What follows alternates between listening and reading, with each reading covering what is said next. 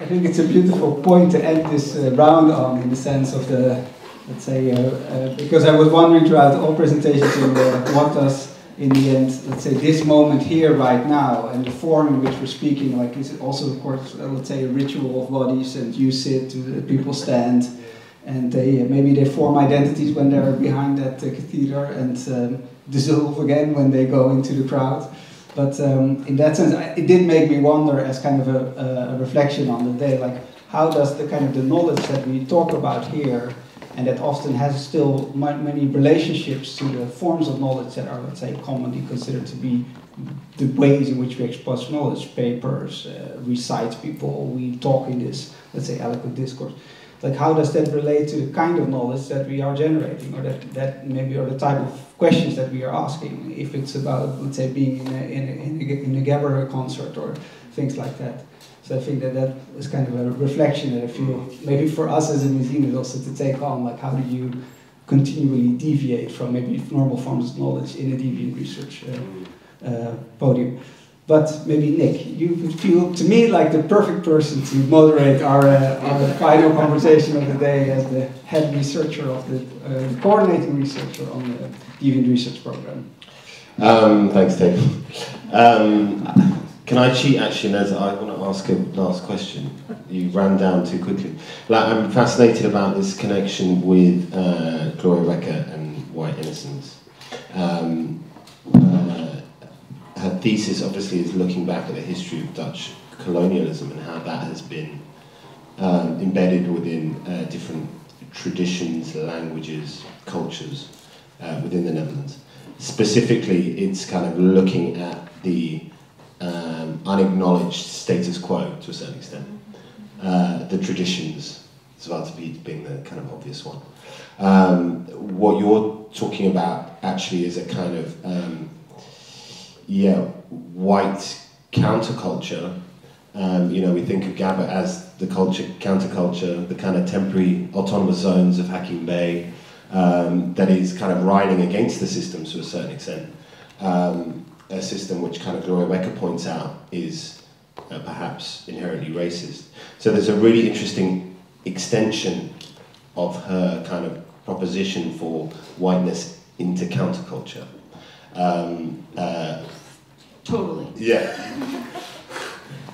So I just wanted to kind of like, it's not really a question, but just to kind of acknowledge that's actually a fascinating way of like extending some of her theses around white innocence into white counterculture.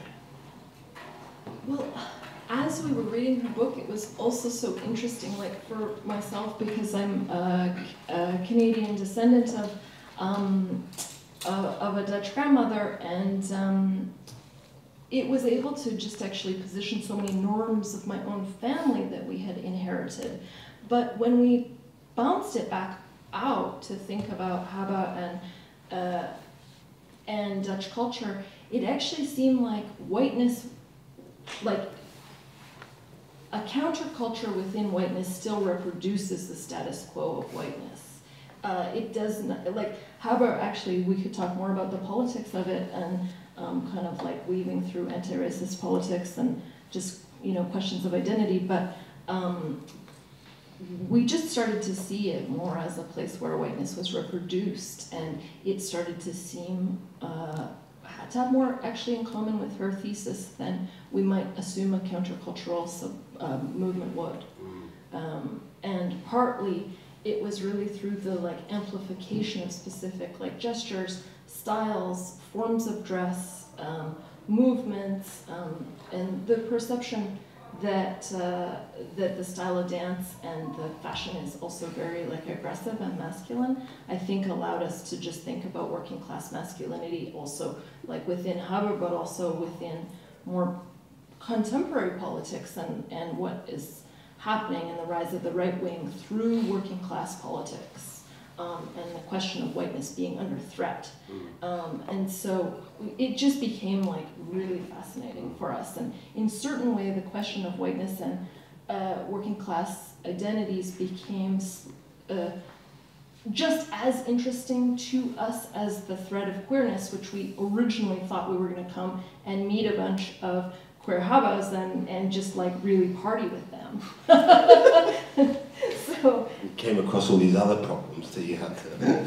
Well, I think also in the there's something that I think is fascinating for me anyway, as participating in this as a research process, is because there is this public knowledge of Haber communities being infiltrated as a site for white supremacist or fascist or whatever, like neo-Nazi recruitment in the mid to late 90s, there is a moment of a mirror being held up. Like there's a moment of reflection, of recognition of the movement as white. There's a recognition of the participants' whiteness, which I think is one of the, I'm postulating, but I think it's one of the reasons why there is a resistance to wanting to talk about, like it's been resolved. We're not racist, but it's also like within this subculture, there's a very particular moment of we've already done this, and we've done like someone pointed it out already. Now let's move on. We've proved that we're not. And also, I mean, what she talks about in the book is how those strategies of defensiveness and deflection of the claim of being racist actually reinscribe racist ideologies. I mean, that's a really central part, and I think that's what we kind of started to see happening in a cyclical way. You have to speak into the microphone. Learn from the drag queens. So we're at the end of the day.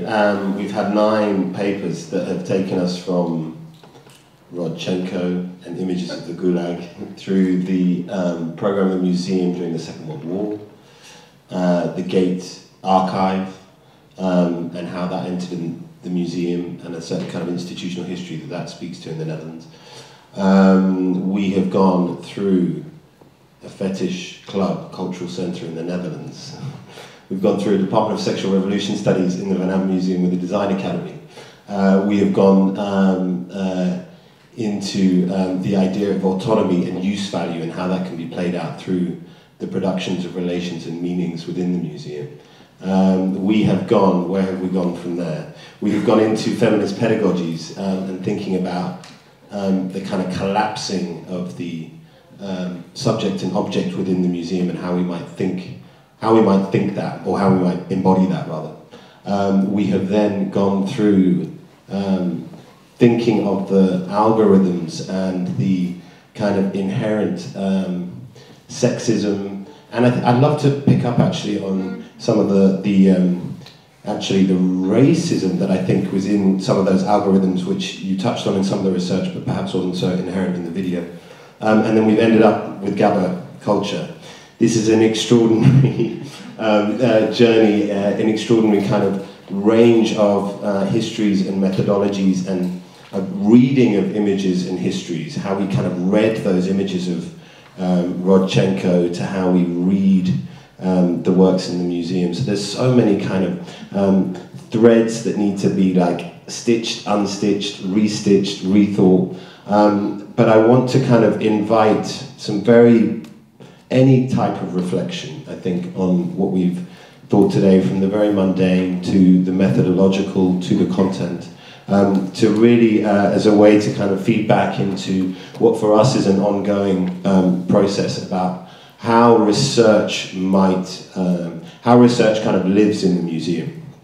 I think what's so important about, or what's such a challenge about the idea of a research program in the museum is to understand that it's really a kind of ongoing process. And as I was kind of alluding to at the beginning of the day, with the museums, a kind of infrastructure that it's built up in terms of getting to an endpoint, presenting something, and then closing off, like a real research process perhaps is never finished. So as a way to kind of understand how that might go on, I would really value any reflections in what we've heard today. Otherwise, I can also keep just banging on. Thank you. Yes, well, first of all, thanks to all the researchers who presented their work today. What I just wanted to say is that I had the privilege to be in the museum and in the housing together with some of the people that presented their work today.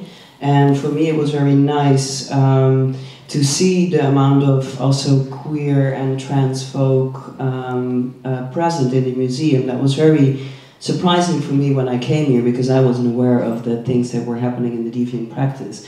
And I think the work of the other researchers, and I like that I see that today as well, is that the work also informs each other. So it's not only kind of islands of research, but there was, for me at least, kind of a communal sense that I was like, that for instance the work in the past of, for instance, Mukiki and Antea really informed our work, I think, and it's also nice to see that there's some overlap between the researches presented today. So I think that would be a compliment. For once, no. That I think that it's a very interesting work method, and it's very, I think it's something to cherish, that you have this presence in the museum and this open kind of nature and flexibility, and yeah, letting researchers present this type and nature of work. Yeah, it's very valuable in my opinion. Yeah.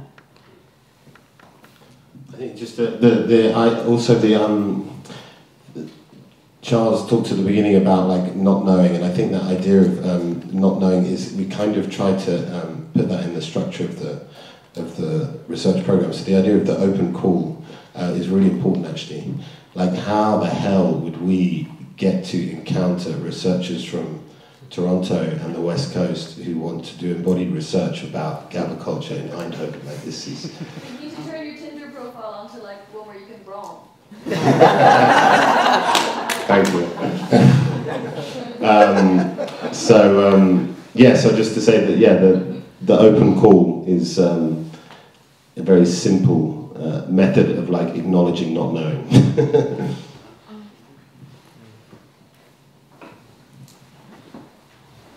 Can I ask about that as one of the researchers that was accepted onto this?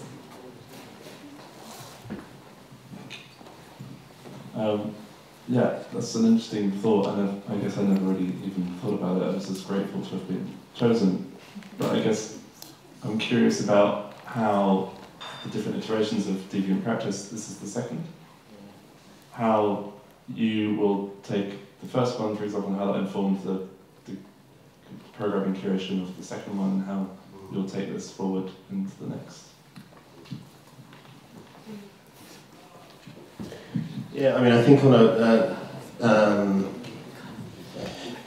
maybe on one level, I think one of the things that came out of certainly this moment, whatever it was, 18 months ago, is the kind of wish from the researchers to think through other ways of presenting or mediating research. So we've had 9 papers today, but there's a series of presentations, performances, events that will happen tomorrow.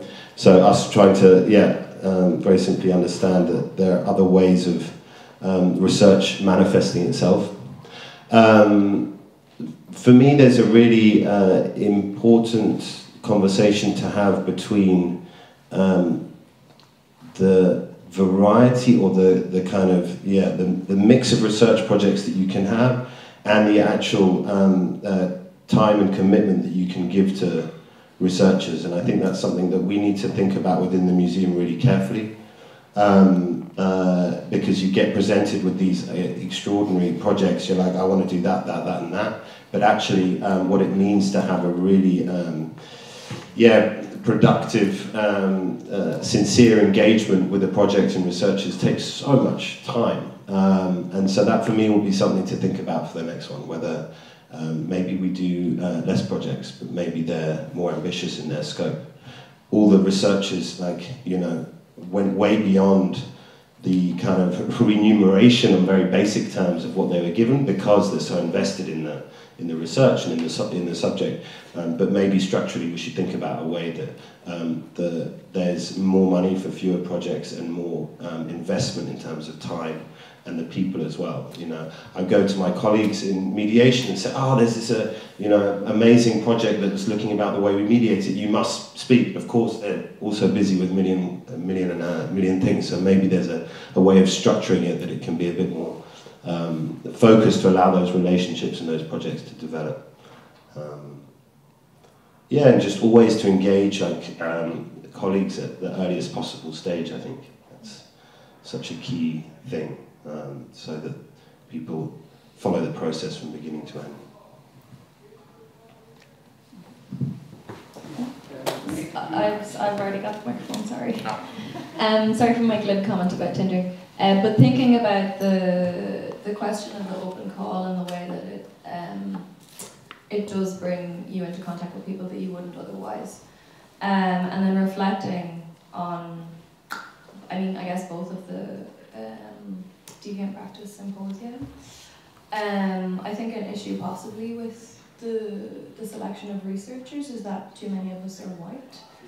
And I wonder if there's a way of thinking about the open call process. I mean, you put it on eFlux, right? Ways of like distributing the open call differently, and also making it more possible for artists and researchers of colour to participate, and also resourcing it, like so that it's a hospitable environment for artists and researchers of colour. Do you know what I mean? Yep. That's very good. Valid point. Yeah, we somehow think, eFlux, that's everyone. That's public. Yeah, that's, of course it's not. There was...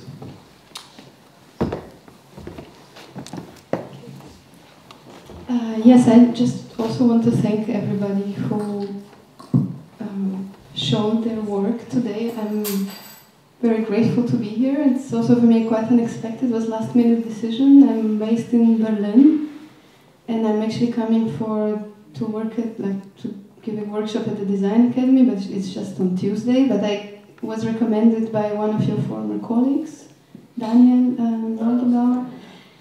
He was like, yeah, you have to be there, and I just decided, yeah, I'll just go earlier. And yeah, it's been really great and super interesting, the work that you are doing, and also the work that people are doing in Berlin, like in terms of researching corporal literacy and embodied culture, and also things that are happening in Spain. So I'm just thinking also of this, I mean, let's be quite European-centric, just because I don't travel much outside Europe, but already here it's with all the questions of what will happen to Europe and so on. So, like in terms of international collaborations, if you have a vision or if you are interested in like institutional collaborations also internationally. Yeah, for sure. I mean, I think I mentioned right at the beginning of the day the corporate literacy glossary that we want to that we will develop over the next couple of years, which Daniel hopefully will play a part of that. I mean, the museum is part of a European Museum Confederation Internationale, which you know, the kind of model for this research program actually was sort of slightly borrowed off one of those partners, SALT in Istanbul, who run a similar kind of grant system. So that kind of exchange between our partners within Europe is crucial. I think what's kind of the challenge is, like, as things emerge within research projects, is then to think at what moment do you share that, and how do you structure that within a project. You take it into something like a museum confederation of European institutions, it becomes heavily institutionalized, and then, you know, what's so productive and generative about a project like this is the fact that you know, we can sit down, we have a budget that we can just distribute and let these projects happen. So it's that balance, I guess, between finding productive collaborations and exchange mechanisms with partners, and then just allowing shit to happen. So I suppose that's the challenge in a way. Thank you, Imre, for your comment about this really wide audience, let's say.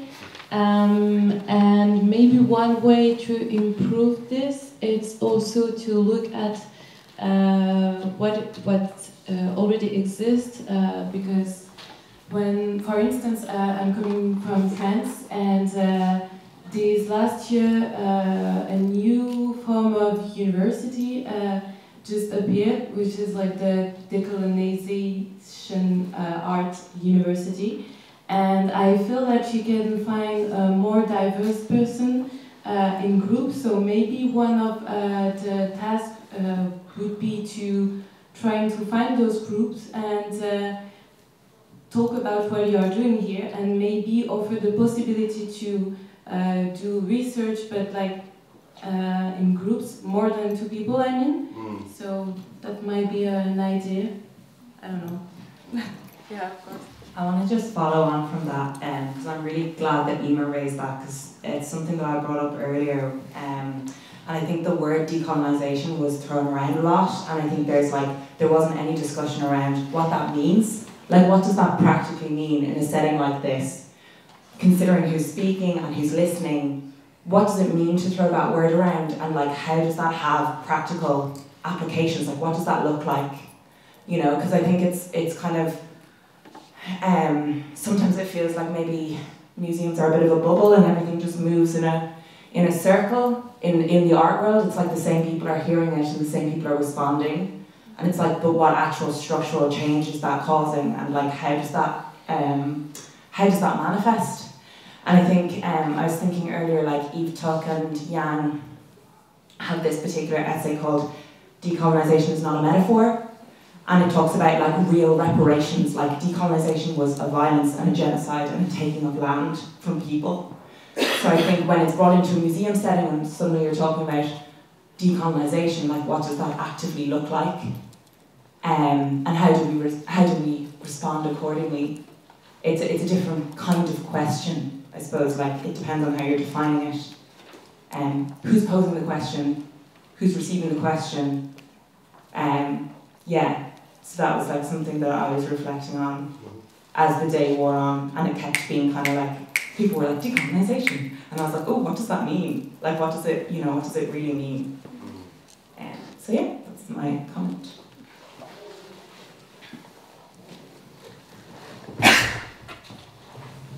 Do we have more comments and thoughts?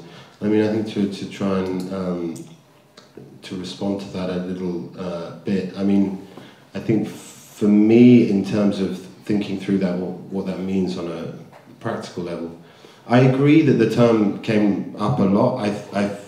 And I totally accept what you the comments and observations about the lack or the absence of many researchers, people of colour. I think it was, for me, incredibly important conversation, I guess, to think through, in terms of the processes of archiving, how we think about categorising within the museum, those forms of categorisations. I'd say many of the things happen at the level of the archive within the museum. Even thinking about like how we might re-understand some of those processes. Some of the work that Michael and Jessica began with the Gate Archive in relationship to Jessica's experience at the Black Archives, I think is really important and really needs to be built on. So it's at the, for me, it's the minutiae of levels of kind of categorization and historicization. But there's huge amounts more to be done. I think we try and deliberately not to position this as a decolonizing research program, rather a deviant process within which decolonizing is something that we want to consider and take on. But I think there's more work to be done in that field.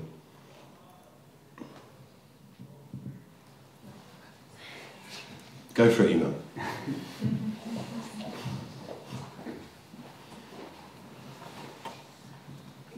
That can also maybe involve like what you were suggesting. Sorry, I don't hear. What's your name? Daisy. Daisy. What Daisy was suggesting about like rethinking what another platform to collaborate with could be, because of course if you extend this internationally but through a museum network, you're going to be dealing with as you were saying, like bureaucracies and also like roadblocks, and it will actually limit the space that you have carved out and the freedoms that you have achieved through this program. But maybe there are other potential like collaborators or interlocutors that could that wouldn't actually bring their own necessarily institutional baggage, and who like I think in that situation could also in the context of a museum that's dominated by a history and presence of whiteness, moving into that space like as a group rather than as an individual is empowering, because you have allies as well. Sorry, I'm just sorry, this is my very last comment. I promise. One thing I was going to say about what Emer was saying there is that I think that I would question also how much of a lack of presence of POC in the room was due to like a lack of application. I don't know, because I wasn't involved in the application process at all. But there are European POC artists in ample of us. Yeah. So that's a kind of question there, and I think that POC artists also don't only have to be doing decolonising work. Yeah. And I think that's really important. Like the POC artists are included across the board doing a plethora of different types of work. It doesn't always need to be about decolonial practices.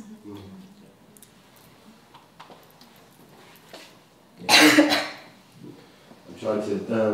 trying to think within the research, within the open call, whether we asked for people to define how they identify themselves in terms of colour. I don't think we did. Yeah. So we had names and yeah. So I mean, maybe that's also something to think about in terms of how the open call is put out.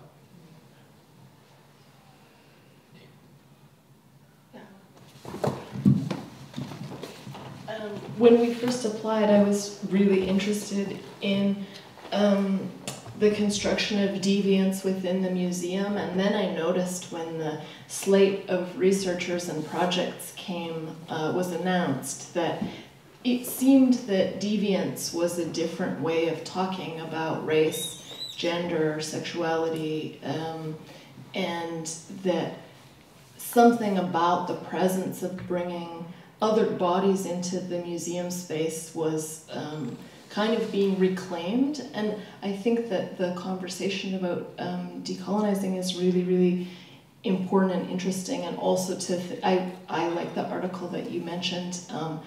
And I feel like maybe the liberatory possibility of building solidarity and critical spaces in which all of these identities can be brought to the fore is also in reclaiming deviance and as a really essential strategy. That a form of social critique within the museum could come from embodied place. I think that is a really solid foundation for springing off from to bring critical race and gender and sexuality, etc., into the museum. And so I think that, I don't know, I'm interested in the container continuing to expand based on the critiques that are being proposed. Because I read deviance as like a very liberatory possibility.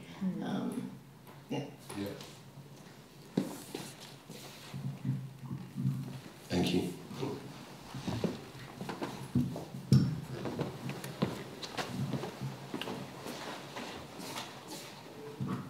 I think people are being quite critical right now, and I think you should very much take it as a compliment, because we're not used to seeing this sort of content in a museum, and I think this approach is some sort of best practice, and we're really excited by this idea, and we want to get to the minutiae of what still distanced this from a real best practice. What we've talked about now is the application process, where you found these interesting people. And maybe you could also think about where this research ends, because I think that, of course, it's all focused around the vanabbemuseum, and that's very important because this is a space where there's room for all these messages. But since we're also a little bit in a preaching to the choir situation, maybe it's also an interesting thought to talk with these researchers about where they can disrupt. So that's maybe something that requires a lot of sensitivity to the people for whom you could ask, do you want to disrupt a place? But I think as a method for change, that could really, that could really amplify your impact.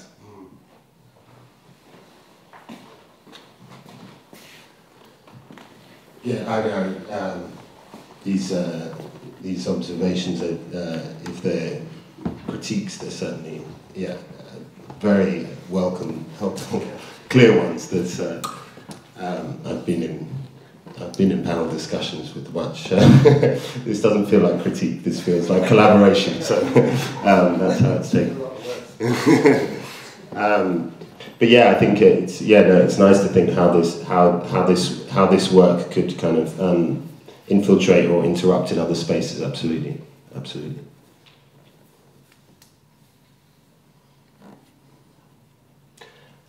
I think, should we leave it there and have a drink? Huge thank you for sticking with us. It's been an extraordinary day. Many things, and a huge thank you to the researchers again for the work, for what you produced today, for the things that will come out of this, which we don't know yet. It's been a huge pleasure and a real honour and privilege to work with you. Thank you so much.